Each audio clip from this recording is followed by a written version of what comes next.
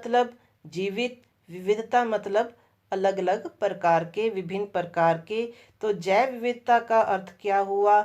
जैव विविधता का अर्थ है किसी क्षेत्र विशेष में पाए जाने वाले सभी पौधों, जंतुओं और सूक्ष्म जीवों की विभिन्न प्रजातियां। किसी भी क्षेत्र में जो अलग अलग किस्मों के पेड़ पौधे पाए जाते हैं, जीव जंतु पाए जाते हैं, वो उस क्षेत्र के क्या होते हैं? जैव विविधता का ही अंग होते हैं, जैव विविधता बनाते हैं। फिर इसके बाद हमें जैव विविधता का संरक्षण क्यों करना चाहिए? अब ये तो सीधी सी बात है कि जो पेड़ पौधे हैं, जीव जंतु हैं, वो हर चीज़ के लिए एक दूसरे के ऊपर निर्भर करते हैं। अगर उन्होंने सांस लेनी है तो कार्बन डाइऑक्साइड और ऑक्सीजन, इन दोनों के लिए पेड़ पौधे एक दूसरे के ऊपर निर्भर करते हैं। पौधे और जानवर हमारी प्रकृति का विभिन्न अंग हैं। ये किसी भी क्षेत्र के पारितंत्र का संतुलन बनाए रखने में सहयोग देते हैं, क्योंकि प्रकृति तथा जीव जंतु एक दूसरे के ऊपर आश्रित हैं। तो पारितंत्र क्या होता है? हमने अभी तो ये पढ़ा कि जो जीव जंतु और पेड़ पौधे हैं वो हमारे पारितंत्र का संतुलन बनाए रखने में मदद करते हैं। अब हमें ये देखना है कि पारितंत्र क्या है। किसी क्षेत्र के सभी पौधे, प्राणी एवं सूक्ष्म जीव, ये तो हो गए जैविक घटक, पेड़ पौधे, जीव जंतु और सूक्ष्म जीव, क्योंकि ये सभी जीवित हैं तो ये जैविक घटकों में आ गए। और अजैविक घटक जैसे जलवायु, भूमि, नदी, डेल्टा, तो ये सारे क्या होते हैं? अजैविक घटक हैं। तो जैविक घटक और अजैविक घटक दोनों एक दूसरे के ऊपर परस्पर निर्भर करते हैं, लिंक्ड रहते हैं। दोनों एक दूसरे के बिना अस्तित्व में नहीं रह सकते। तो ये सारे जो होते हैं, ये दोनों मिलकर, जैविक घटक और अजैविक घटक दोनों मिलकर पारितंत्र का निर्माण करते हैं। जैसे पेड़ पौधे हैं तो वो जब ग्रो करते हैं तो उन्होंने क्या करना है? उनकी जो जड़ें होती हैं वो भूमि में से पानी खींचती हैं, खनिज पदार्थ भी सोखती हैं, पौधा वृद्धि करता है। पौधा जब वृद्धि करता है, जब अपना जीवन काल पूरा कर लेता है, मर जाता है, तब वो क्या होता है? मरने के बाद मिट्टी में मिल जाता है और वापस जो सूक्ष्म जीव होते हैं उस मरे हुए पेड़ पौधे या सूखे पत्ते, सूखी डालियां, इनको अपघटित करके वापस खनिज पदार्थों को मिट्टी में मिला देते हैं और वही खनिज पदार्थ अगले पौधे के लिए निर्माण सामग्री का काम करते हैं। तो इस तरह से जैविक घटक और अजैविक घटक दोनों एक दूसरे के ऊपर निर्भर करते हैं और एक दूसरे का संतुलन बनाए रखते हैं। दोनों एक दूसरे पर आश्रित हैं। तो जब संतुलन बनाएंगे तो यही सारी चीज़ें क्या होती हैं? पारितंत्र का निर्माण करती हैं। फिर इसके बाद हमारे पास आता है कि जैव विविधता संरक्षण के लिए क्या क्या कदम उठाए गए हैं। अब सरकारी तौर पर, सरकार के लेवल पर क्या क्या कदम उठाए हैं? तो उसने, सरकार ने क्या किया है कि पेड़ पौधों और जीव जंतुओं के संरक्षण हेतु कुछ संरक्षित क्षेत्र चिन्हित किए हैं। जैसे वन्य जीव अभयारण्य। वन्य जीव अभयारण्य क्या होता है कि कोई जंगल का क्षेत्र जो होता है वो उसी को रिजर्व कर लेते हैं, सुरक्षित कर देते हैं कि अब यहाँ पे कोई भी मानव गतिविधि निषेध है, वहाँ पे कोई भी मानव गतिविधि नहीं हो सकती। ना ही वो वहाँ पे जंगल में लकड़ियाँ काटने के लिए जा सकते हैं, ना ही वो वहाँ पे शिकार करने के लिए जा सकते हैं। तो इस तरह की सभी एक्टिविटीज़ जो होती हैं वो इन जो संरक्षित क्षेत्र चिन्हित किए होते हैं इनमें वो एक्टिविटीज़ नहीं होती हैं। और दूसरी तरह के जो एरिया हैं वो है राष्ट्रीय उद्यान। तो ये भी उद्यान क्या होते हैं? जैसे वन्य जीव तो क्या है, वो पूरा वन का क्षेत्र, ऑलरेडी एग्जिस्टेड वन का क्षेत्र जो है वो सुरक्षित कर लिया जाता है। लेकिन राष्ट्रीय उद्यान क्या होते हैं? वो जंगल तैयार किए जाते हैं जीव जंतुओं के लिए। उसी तरह से जैव मंडल आरक्षित क्षेत्र भी होते हैं। ये थोड़े छोटे एरिए होते हैं। यहाँ पे भी जैव मंडल को उस वहाँ के जो पारितंत्र होता है उसको बिल्कुल अनडिस्टर्ब रखा जाता है मानव की एक्टिविटीज़ के द्वारा। फिर इसके बाद आते हैं संकटापन जंतु किन्हें कहते हैं।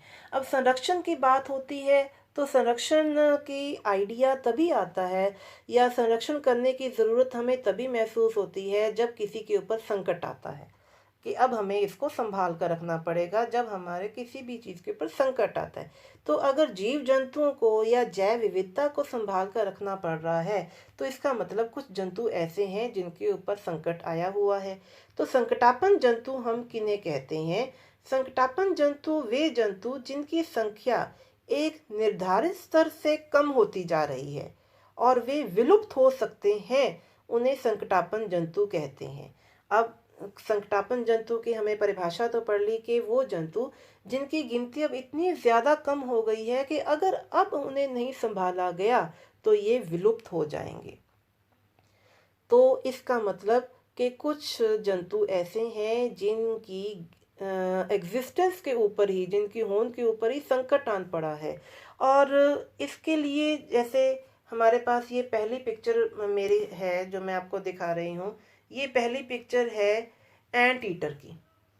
अब ये एंट ईटर क्योंकि बहुत फ्रेंडली भी होता है और फ्रेंडली होने के कारण ये ह्यूमन बींग्स की पकड़ में भी आ जाता है, और उसका जो उसके ऊपर स्केल होते हैं, बॉडी के ऊपर ये जो स्केल प्रेजेंट है, इसके कारण इसकी स्मगलिंग भी होती है, तस्करी भी होती है। तो जिस वजह से अब तो इनकी गिनती इतनी कम हो गई है कि ये संकटापन्न जंतुओं में आ गए हैं। उसी तरह से अगली पिक्चर जो है पांडा की है। पांडा की गिनती भी अब इतनी कम हो गई है, ये भी बहुत ह्यूमन फ्रेंडली होते हैं, इंसानों के साथ बहुत जल्दी ये घुल मिल जाते हैं। तो ये भी सारे क्या है, संकटापन्न जंतुओं में आते हैं। और ये लिस्ट कोई छोटी नहीं है, काफ़ी लंबी लिस्ट है। इसमें ये जो हमारे गिब्बन हैं ये भी आ चुके हैं, हाथी है, अब हमारा टाइगर है, पांडा की पिक्चर आपको दिखाई हुई है। तो ये सारे क्या है, संकटापन्न जंतु हैं जिनकी अब गिनती इतनी ज़्यादा कम हो गई है कि अगर अब हमने इनकी गिनती को नहीं संभाला तो ये विलुप्त भी हो सकते हैं। मीन्स अब ये ऐसे भी हो सकता है कि अब हमें कभी ये मिले भी ना। तो इसलिए इन जंतु का संरक्षण करना बहुत ज़रूरी है। अब इसके बाद आता है कि रेड डाटा पुस्तक क्या है। रेड डाटा पुस्तक क्या है कि ये एक ऐसी पुस्तक है जिसमें सभी संकटापन्न स्पीशीज का रिकॉर्ड रखा जाता है। अभी जैसे मैंने आपको बताया था कि संकटापन्न जंतुओं की जो लिस्ट है वो कोई छोटी मोटी नहीं है, एक दो नहीं है, बहुत ज़्यादा है। तो एक इनका रिकॉर्ड रखने के लिए एक पुस्तक तैयार की हुई है, और उस पुस्तक को हम क्या कहते हैं, रेड डाटा पुस्तक। और इसका नाम रेड इसलिए कहा गया है क्योंकि रेड जोन में है, डेंजर का साइन है कि अगर हमने अब इनको नहीं संभाला तो ये इनका डाटा जो है, जो इनके नाम इस किताब में नोटेड हैं, ये शायद विलुप्त की कैटेगरी में आ जाएंगे। उसके बाद हमारे पास आता है कि प्रोजेक्ट टाइगर क्या है। अब प्रोजेक्ट टाइगर सरकार द्वारा चलाया गया एक बाघों को संरक्षण देने के लिए परियोजना है। हमारी सरकार ने बाघों के संरक्षण हेतु प्रोजेक्ट टाइगर अथवा बाघ परियोजना लागू की है। और इस परियोजना का मकसद क्या है? इस परियोजना का उद्देश्य अपने देश में बाघों का संवर्धन करना है। तो ये प्रोजेक्ट टाइगर जो है, इन हमारे जो देश के जो बाघ हैं इनकी गिनती को बढ़ाए रखना है। और आजकल हमारे अखबारों में भी इनके ऊपर काफ़ी चर्चा होती रहती है, अक्सर होती रहती है कि इस यहाँ पे इसमें ये शैवाल देखे गए, या हमारी जो एक मछली टाइगर थी, T20 के नाम से भी मशहूर टाइगर है, तो उनके जिक्र अक्सर आता रहता है अखबारों में। तो यो प्रोजेक्ट टाइगर के तहत ही इनको संभाल कर इनको संरक्षण दिया गया है। फिर इसके बाद हम आते हैं कि जैव विविधता के संरक्षण की आवश्यकता हमें महसूस क्यों हुई।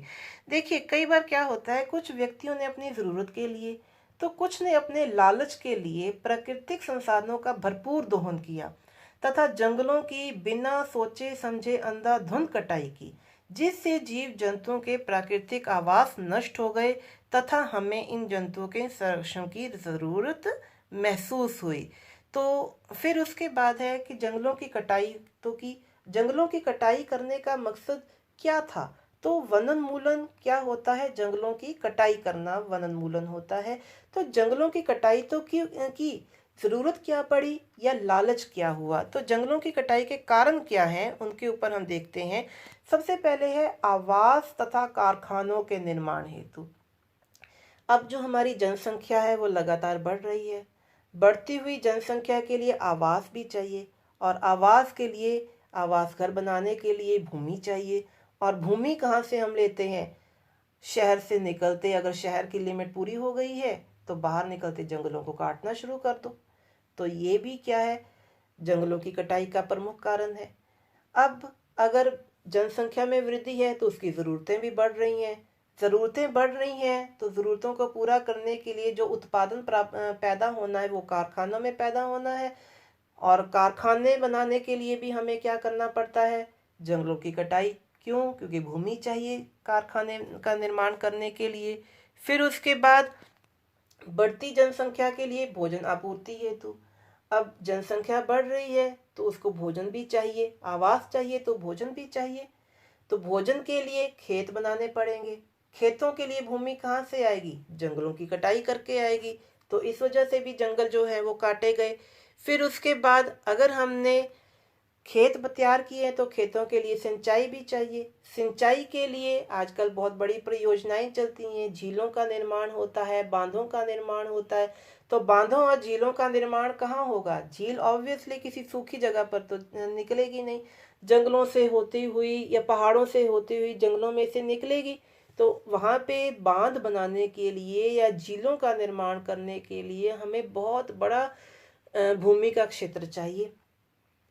तो वो भूमि क्षेत्र हमें कहाँ से मिलता है? जंगलों की कटाई करके। तो ये तो हमें पता चल गया कि जंगलों की कटाई जो है उसके कारण क्या है, वनोन्मूलन के कारण क्या है। अब बारी आती है कि वनोन्मूलन के दुष्प्रभाव क्या है, कि जंगलों की हमने अंधाधुंध कटाई तो कर दी, अब उसके दुष्प्रभाव क्या है।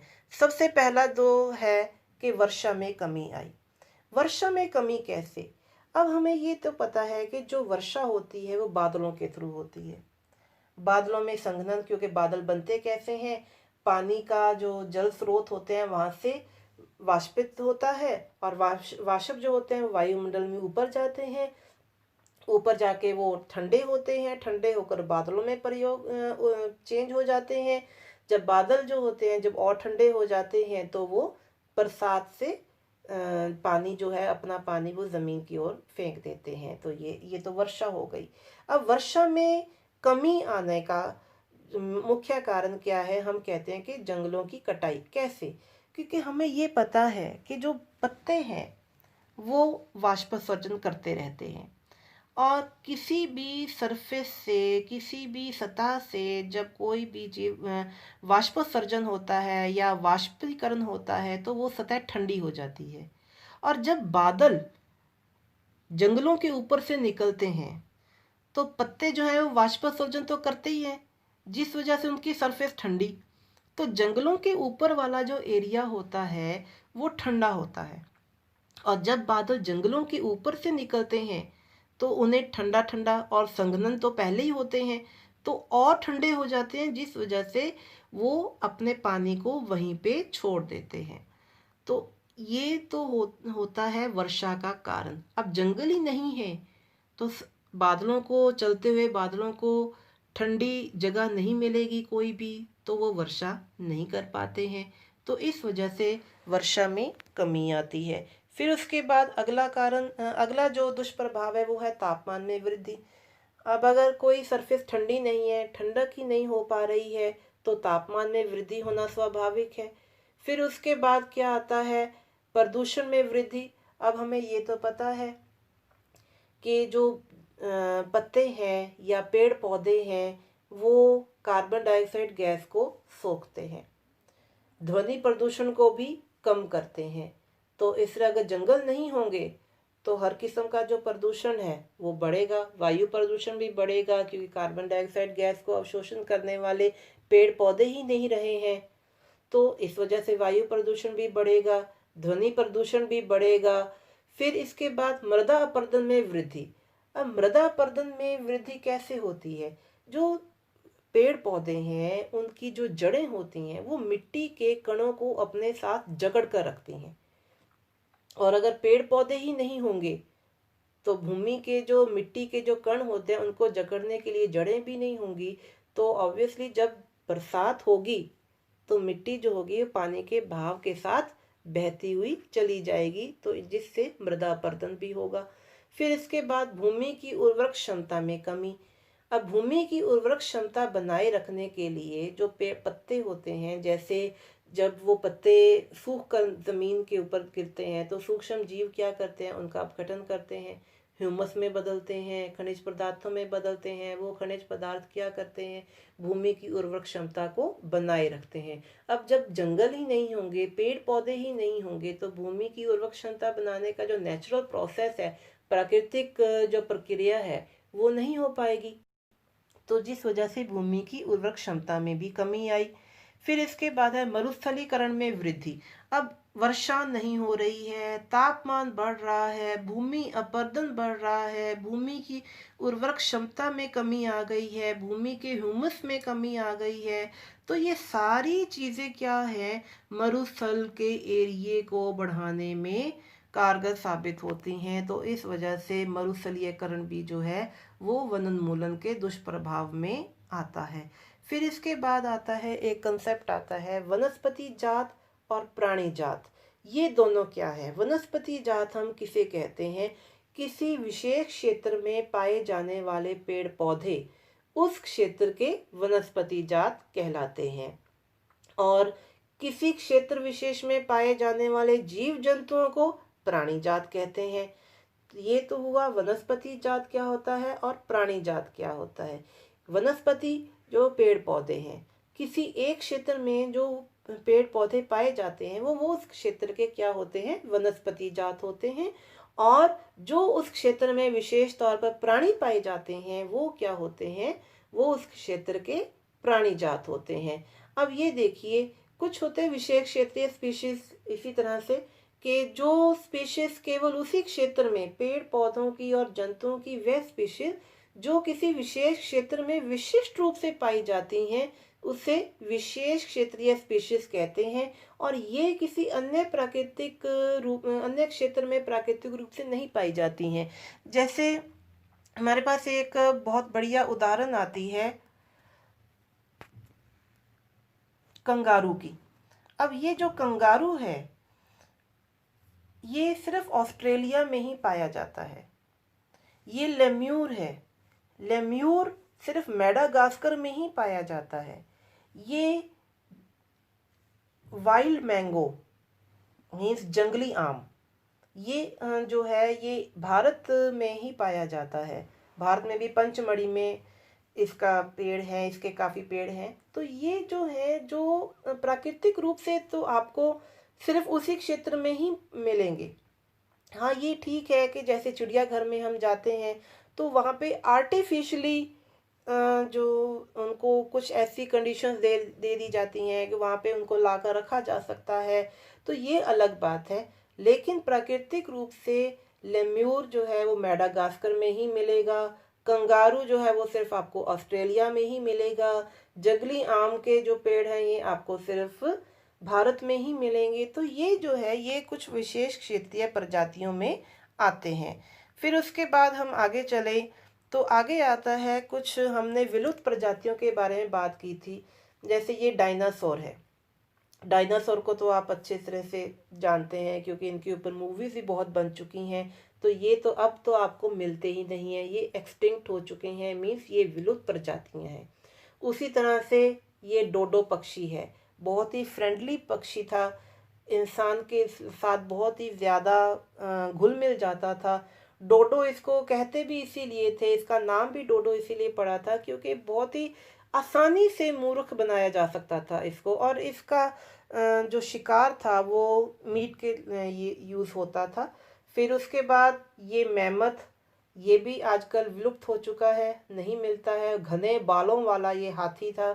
और उसी तरह से ये क्वाहा है, इसको बोला कहा जाता है। जैसे आपने ज़ेब्रा तो देखा है, ज़ेब्रा जो है वो संकटापन जंतुओं की कैटेगरी में आता है, लेकिन ये एक प्लेन ज़ेब्रा था। आधा तो ये ज़ेब्रे की तरह उसके ऊपर स्ट्रिप्स होती थी और ये आधा प्लेन होता था, तो ये प्लेन ज़ेब्रा भी इसको कहते थे। तो ये हैं हमारी विलुप्त प्रजातियाँ। और इस तरह से हमने अब तक ये पढ़ा कि कुछ हमारी संकटापन जंतु हैं, कुछ विशेष क्षेत्रीय प्रजातियां हैं और कुछ जो है ये विलुप्त प्रजातियों के बारे में हमने बात की। और जीव जंतुओं के संरक्षण के ऊपर हमने बात की कि हमें इनके संरक्षण को हमें इनको संरक्षण क्यों देना चाहिए, हमें इनको संभाल कर क्यों रखना चाहिए, ताकि आने वाली जनरेशन्स को भी तो हम दिखा सके कि ये हमारे जंतु हैं और इस तरह से ये दिखते हैं, उन्हें जिंदा दिखा सकें, ये प्रकृति के साथ इनका मेल जोल बढ़े। और उसी तहत